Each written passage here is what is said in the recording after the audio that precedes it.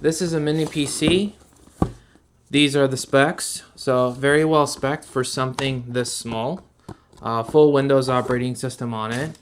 It's great to use as a mini computer or just as a media center for your TV. That way you can browse the internet and play games and stuff on your main TV. I mean, don't expect to play crazy games or anything like that. Alright, so we got the power button, 3.5mm audio jack. We got two USB-A's, USB-C in the front. We have some vents on the side. We have 4 USB-A's in the back. Display port, HDMI port. This is the Ethernet port. Behind the sticker it says for faster setup to not plug it into the internet during setup. We got a lock. We got more vents on the side connected to the heatsink.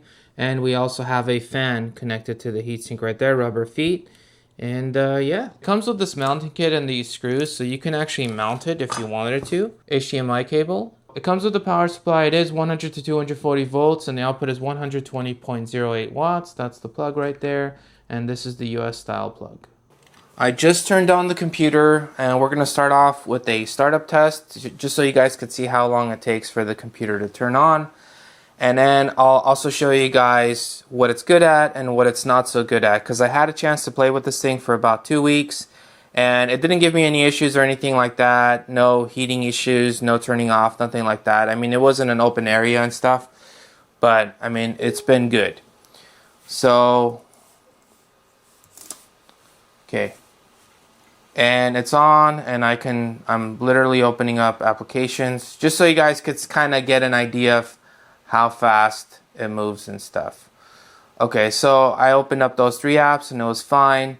Now, what is this good for? Well, let's start off with, let me show you guys, get my notifications and stuff. Okay, let's go to performance. Okay, so this thing is a Core i5 chip, and that's the logical processors. That's the overall one. It comes with 32 gigs of RAM, has a terabyte of SSD, has gigabit Ethernet, and it has a built-in video card. So it does not have a dedicated video card, and that's really its biggest drawback, that it doesn't have a dedicated video card. So now, what it's good for. So obviously Word, Excel, normal stuff like that, browsing the web, should be good to go with that.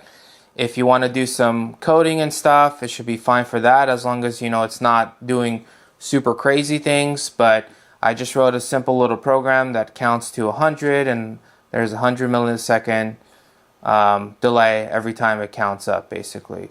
So it's running the program right now, as you guys could see. Or if I wanted to go to lead code, I could go to lead code and play with it there. Now, in terms of games, if I was playing a super basic game like Solitaire, it would be fine for that. So, let's see, right? So anything like just normal stuff like that, it's not going to lag or anything like that. If I was playing a super old school game like Red Alert 2, I'm showing you guys real time just so you guys could kind of see how soon it kind of loads and how long it takes and stuff like that. Just again, so you guys get a better idea. So an old school game like this, it's basically super straightforward for that. No issues whatsoever. Battle control terminated. But if you were playing a newer game, it would be much more difficult. In fact, I wouldn't even recommend it. So I installed BeamNG. Now BeamNG is it's a car game where it has a really good physics engine where it kind of shows you if there's damage to the vehicle. It does a really good job of showing that and stuff. Now BeamNG on my other machine runs just fine. I mean, I have a beefy machine and I have the whole steering wheel, pedals, everything set up and stuff like that. But see, it's already giving me the warning right here. You're using an Intel GPU. Make sure your dedicated GPU is used instead. So if I was trying to play anything on this, technically it can play it, but the problem is it takes so long to load. And not only does it take so long to load, it's super laggy. Now I could reduce the settings, the resolution and stuff, so it could play a little bit better, but it's still not going to be great. So that's kind of what it's not good at, is the gaming. However, one thing that this can do well in is if you used it as a media PC. So basically, if you're using this to browse the web and stuff like that, it's great for that. If you're using it for basic stuff like Word or Excel or PowerPoint, or if you're doing some normal coding, it's fine for that. But if you're trying to play games like this, like I'm holding down the throttle so the car moves forward, but you could see how laggy it is. I mean, this is super laggy, basically. So this is essentially borderline not playable, and this is what it's not good at. So this is its biggest drawback, basically. So again, so I'm going to close that. Okay, so now let's do some speed tests with this thing, because this does have a gigabit Ethernet card, and I do like to do speed tests. I test a lot of routers. I just tested the latest flagship phones, and including the S26 Ultra, and I just have a habit of doing that just because I test a lot of routers, so I'm constantly doing speed tests. So when I get these computers, I do like to do speed tests just to show you guys how fast it is. So on Ethernet, it goes up to gigabit speeds. This does depend on your internet connection. Now my internet speeds happen to be 5 gigs up and down, so it's actually much faster than this. And then now I'm going to do a Wi-Fi speed test. So this thing does support Wi-Fi 6. Again, if I brought my S26 Ultra, it would actually do a lot better. Okay, something is definitely wrong with that. Let me close that, give it a second. Okay, it's connected. 12 seconds later. Okay, there it is. So I had to turn off Wi-Fi and turn it back on again. It was slow for some reason when it automatically transitioned, but turning it off and turning it back on, we're back up to normal speeds. Okay, so again, this does depend on your internet speeds and what router you're using, so all of that stuff that does and will make a difference. But yeah, we pretty much got right around 800 down, and looks like we're getting actually slowed down quite a bit. Let's see if it... Okay, so we got like 641 up. So about 800 down, 641 up. I can connect it to a different server. Let's try this one. Let's just run it again just to see how well it does. Just so you guys could get a sense of how fast it can go in terms of the speeds.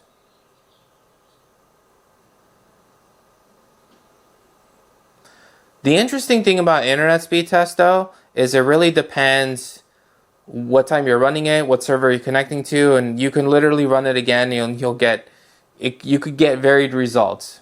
But looks like we got 700 down and we're getting 840 something up basically. Okay, so there it is. Okay, so we did 2 runs. We're pretty much in the 700s roughly on average with Wi-Fi 6, and again that does depend on your internet speeds. Okay, now one other thing I wanted to show you guys is I wanted to, in fact it's actually over here, it's on my network drive. I wanted to basically play a video file down that will make a difference. That's directly playing off my NAS. And this is even on Wi-Fi, so it's not even on Ethernet, so it's via Wi-Fi, it's actually, yeah. For none of the, these, okay, but the upload for the local speed test ID, so I make the, different servers can... So it's pretty responsive, so if you had some home videos or something like that on a NAS and you wanted to play it, you could press play, it could attach, it could, you know, connect there. Again, it also has a terabyte of storage, so let's see what we actually get.